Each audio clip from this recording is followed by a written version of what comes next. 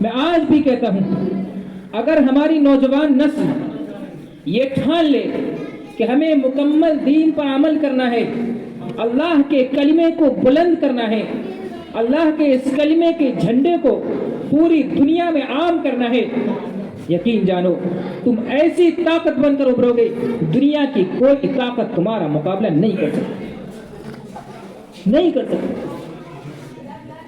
جاؤ، جا کر دیکھو، اندلس کی تاریخ کو دہراؤ، بغداد کی تاریخ کو دیکھو کہ بغداد جو ایک وقت میں پوری دنیا کی مرکزیت کی حیثیت رکھتا تھا، بغداد ایسا کوئی گھر نہیں تھا جس گھر میں لائبریری نہیں ہوتی تھی، ایسی کوئی گلی نہیں تھی جس گھر میں مدرسہ نہیں تھا۔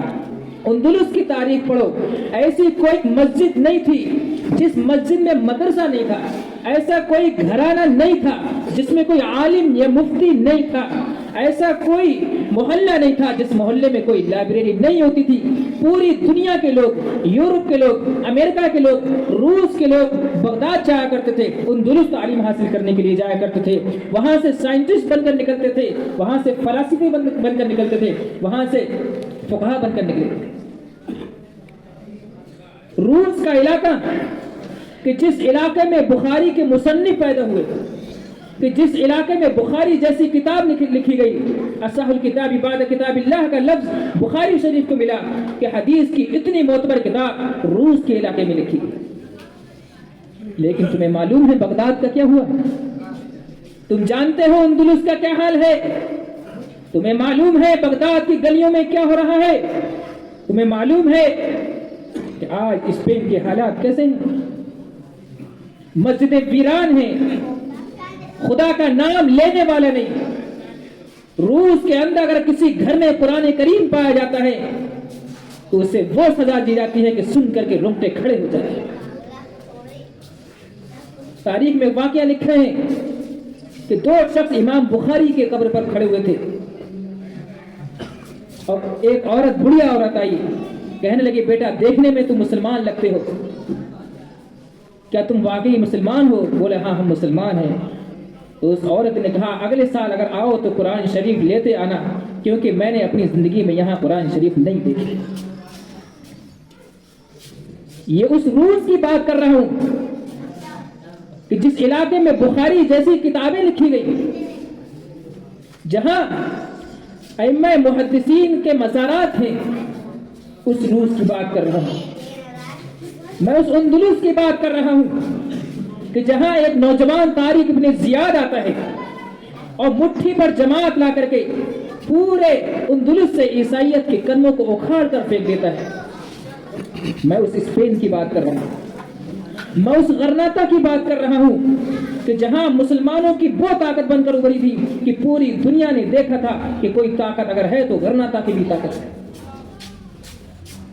لیکن جب وہاں کے مسلمانوں میں بدعملیاں آئیں، دین سے دوری پیدا ہوئی، علماء سے نفرت پیدا ہوئی، ان کی زندگیوں میں بگاڑ آیا، اللہ تبارک و تعالیٰ نے وہاں ظالموں کو ان لوگوں پر مسلط کیا،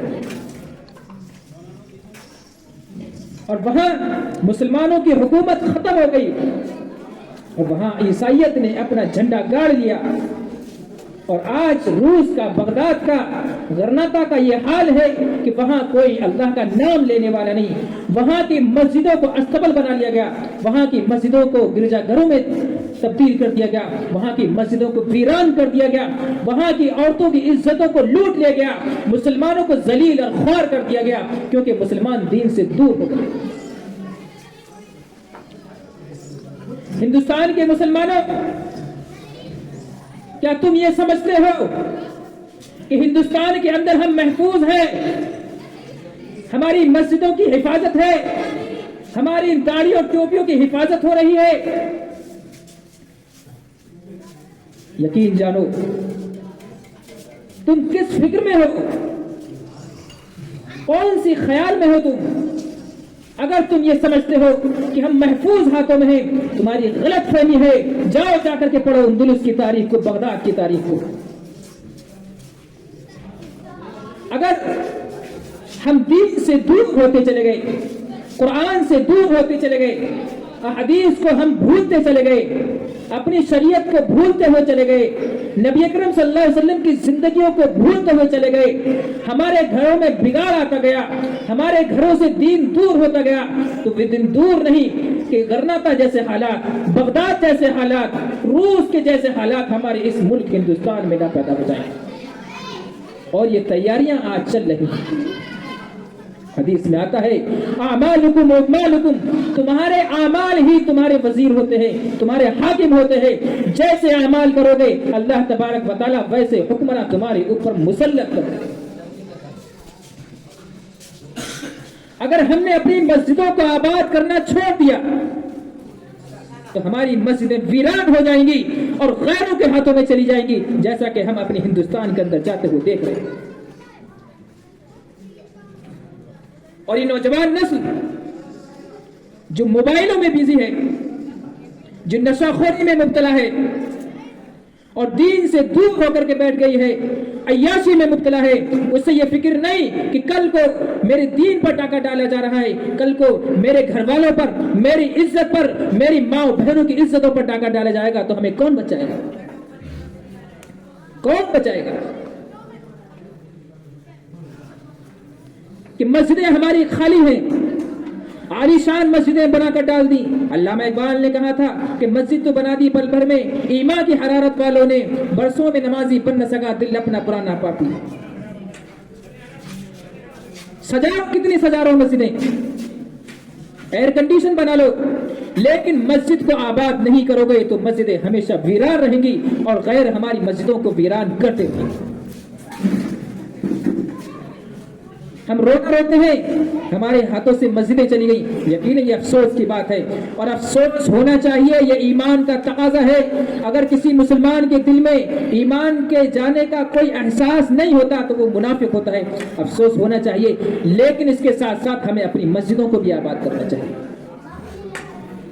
इसलिए जवानों मैं आपसे मुखातब हूं, अपनी जिंदगी के बारे में गौर करो कि इस वक्त हम जिस जवानी के तहलीज पर हैं और जिस वक्त हम हैं, ये जवानी का नशा है।